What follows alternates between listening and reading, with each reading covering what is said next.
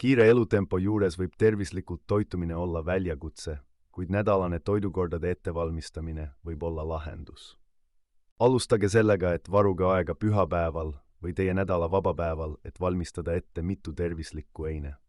Valmistage ette mitmekesine valik valke, täisteravilju ja köögivilju, mida saab omavahel kombineerida erinevate eine jaoks.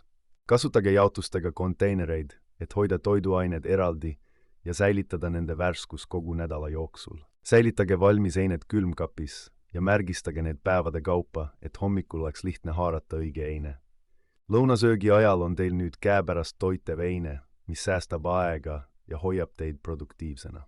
Õhtusöögiks soojendage lihtsalt üks ettevalmistatud eine mikrolaineahjus ja teie tervislik toidukord on valmis minutitega. Võrreldes kiirtoidu ostmisega säästab see meetod nii aega kui ka raha, tagades samal ajal, et sööte tervislikumalt. Alustage juba sel nädalavahetusel ja nautige stressivaba, tervislikku toitumist kogu nädala jooksul.